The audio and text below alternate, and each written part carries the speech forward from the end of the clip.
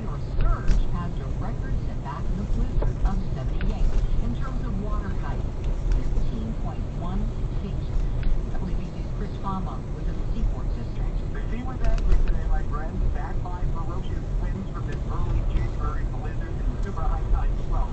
The water crashed onto the docks and streets of Boston, which created a potential hazard. Boston Fire Commissioner Joe Finn. Buildings down in that long walk area that their transformer walls and things have flooded. So we're trying to evaluate that and go through certainly which buildings can be, what can be shut down and what can be shut down. Well, with this high tide approaching just after 1 a.m. this morning, the job is on to the point. Looking at the way we're building and hopefully we don't have to evacuate anything. On the waterfront, the downtown Boston, Chris Fama, WBC's Radio Center. On the South Shore, the Situate Harbor Master had to be rescued after tumbling into the ocean to try to fix a broken line. In nautical talk, that's a rope. Situate Town Administrator Jim Boudreau.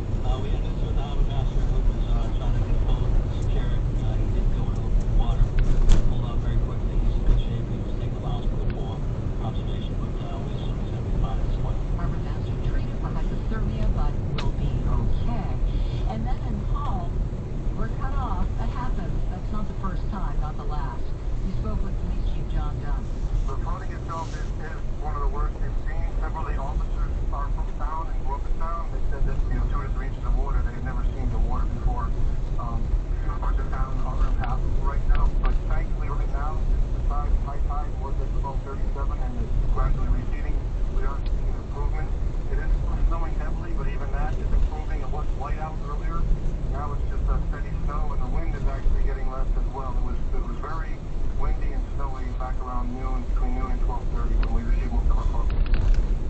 How many homes have been flooded and rescued as a result of the flooding?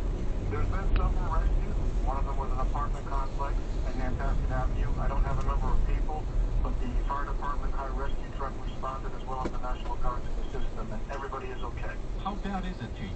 It's one of the worst, I think, nor'easters that we've had in this area in a while, just from observing it myself and just speaking to people from town.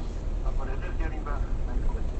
All right, Chief, thanks for speaking with our news director, John McClain. Thank you, John, for pitching in with the team today.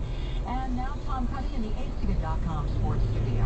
Tonight's Bruins-Florida Panther game at the Garden, obviously postponed. Patriot players practiced in the field house this morning, then off to the bye weekend. What are they going to